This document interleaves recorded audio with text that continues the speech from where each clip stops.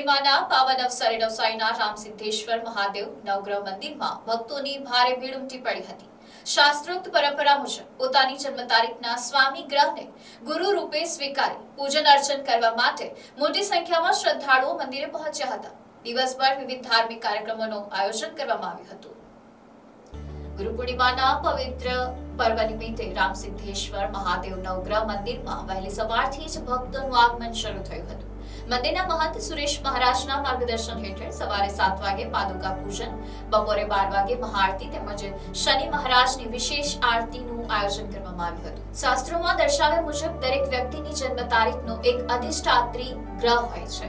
તે ગ્રહને ગુરુ રૂપે સ્વીકારી તેની આરાધના કરવાથી જીવનમાં યોગ્ય માર્ગદર્શન, સકારાત્મક અને આધ્યાત્મિક શક્તિ પ્રાપ્ત થતી હોવાની માન્યતા છે. આ માન્યતાને આધારે પોતાના જન્મગ્રહની વિશેષ પૂજા કરવા માટે મોટી સંખ્યામાં ભક્તો મંદિરે ઉમટી પડ્યા હતા. મંદિરમાં નવગ્રહોના દર્શન, પૂજન અને આરતી દરમિયાન ભક્તિમય વાતાવરણ સર્જાયું હતું.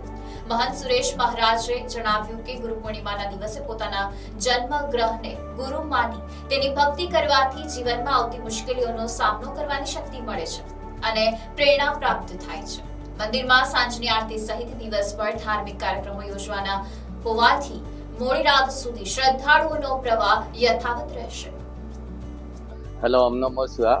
इस मंदिर में मैं लास्ट 20 साल से, जब से मंदिर की स्थापना हुई है तब से मैं यहाँ आ रहा हूँ। और मैं इस मंदिर में आने के बाद में जीरो से मतलब कि अभी बहुत ऊपर आया हूँ। गुरु जी का बहुत बहुत आशीर्वाद है। और मंदिर में सब जो भी मतलब कि यहाँ भक्त आते हैं उनकी सबकी मनोकामना पूरी होती है। और दूर दूर से यहाँ पे कम से कम 1000 किलोमीटर से लोग आते हैं और सबकी मनोकामना पूरी होती है यहाँ पे।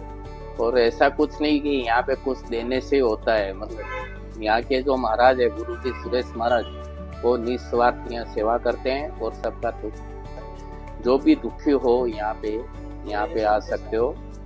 तो यहाँ पे आप मतलब आपकी सबकी मनोकामना पूरी होगी। राम सिद्धेश्वर महादेव की जय। राहु नवग्रह भगवान की जय।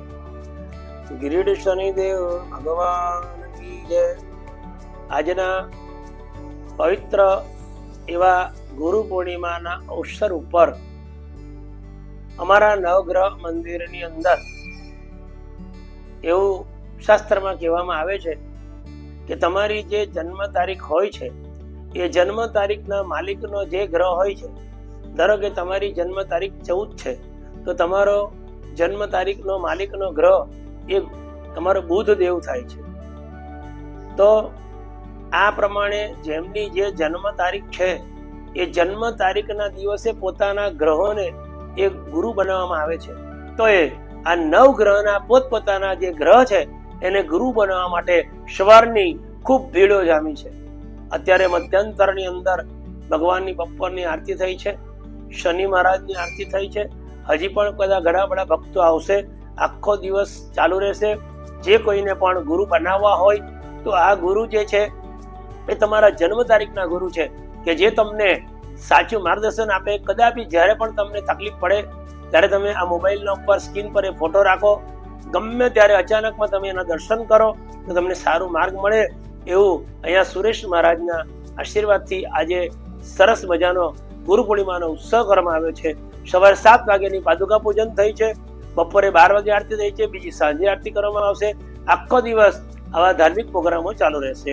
શ્રી રામ સિદ્ધેશ્વર મહાદેવ કી જય. Bureau report NC news, Navsari.